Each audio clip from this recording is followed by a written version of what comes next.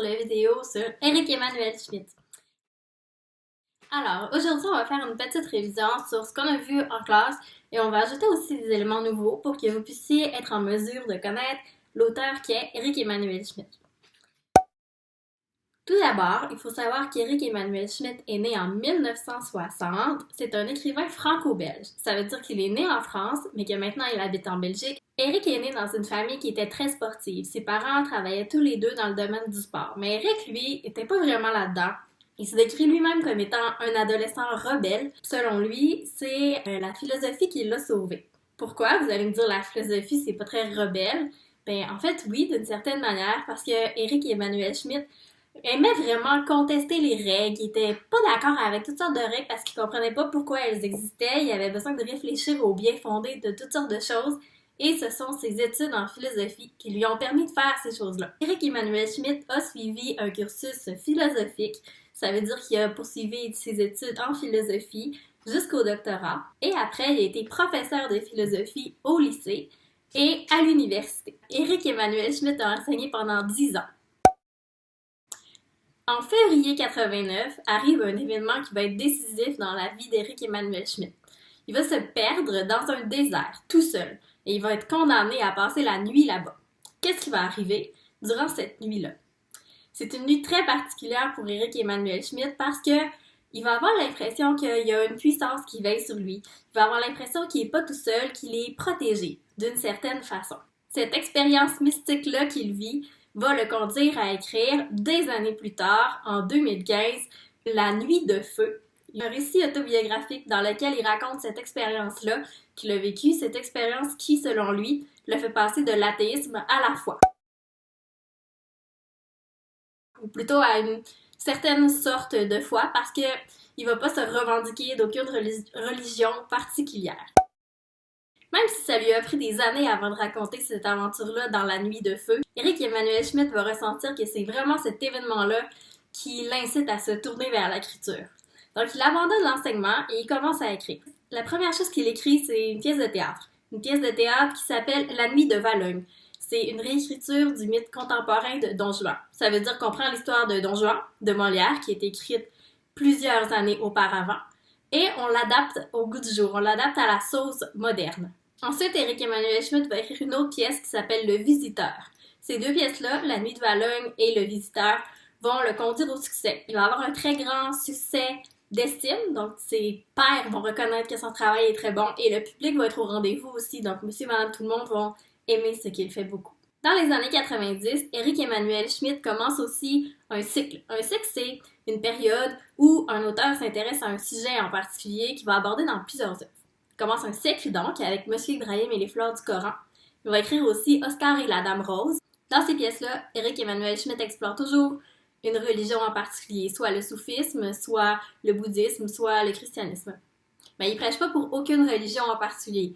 Comme je vous ai dit tout à l'heure, il est passé de athée à agnostique croyant. Un agnostique croyant, c'est quelqu'un qui ne sait pas, mais qui doute, mais qui pense un peu que oui. Donc Éric Emmanuel Schmitt, lui, quand on lui demande si Dieu existe, il dit « Je ne le sais pas, mais j'espère que oui ».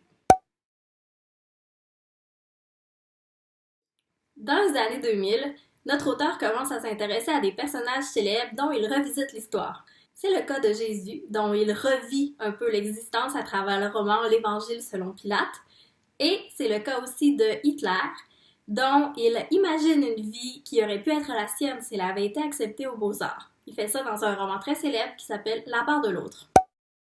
Éric Emmanuel Schmitt est aussi très intéressé par la musique.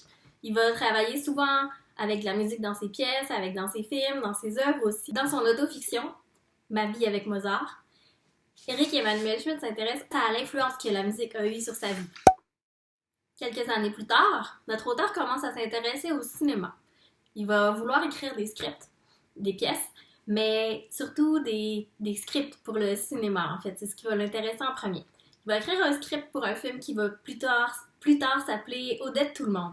Odette Tout le monde, ce qui est particulier, je vous en avais parlé un petit peu en classe, c'est que c'était d'abord et avant tout un film qui par la suite est devenu un livre. Il a commencé par écrire le script d'Odette Tout le monde, donc la nouvelle que vous avez, toute la nouvelle du début jusqu'à la fin, mais tout ça c'était un film, donc un grand film d'1 heure et plus, un long métrage. Après, il a écrit d'autres petites histoires qu'il a intégrées les unes après les autres, qui a retravaillé pour en faire un tout, et ça nous a donné le recueil Odette Tout le monde et autres histoires. C'était vraiment un film avant d'être un livre. Donc, habituellement, on a un livre qui est adapté en film pour en faire un long métrage.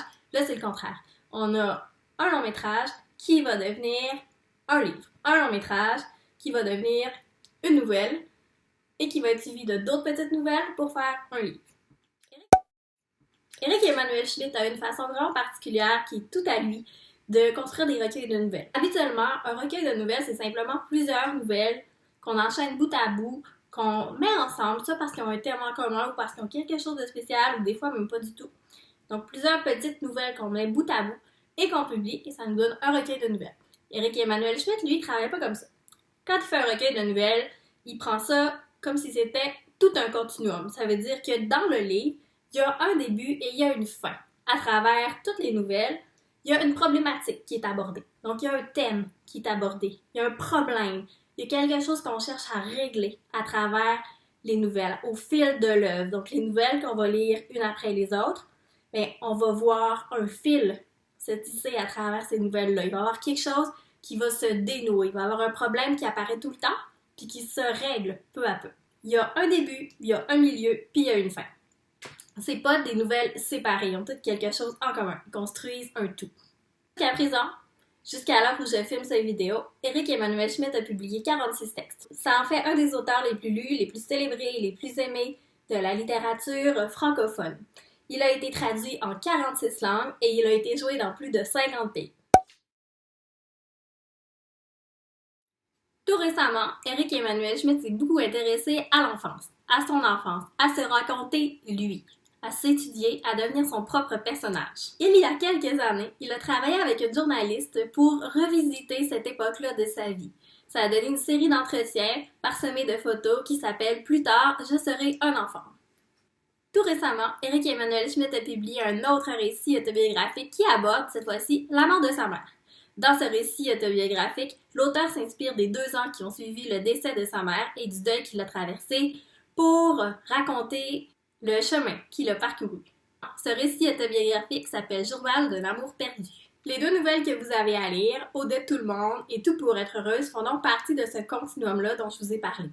On a donc un thème qui est abordé, une question, celle du bonheur et de la manière d'y accéder, qui est abordée à travers ces 2 nouvelles-là. Odette Tout le monde apparaît en premier dans le recueil et elle est suivie quelques histoires plus tard de Tout pour être heureuse. On se revoit dans une prochaine vidéo pour explorer les thématiques et les personnages des nouvelles que vous avez à lire.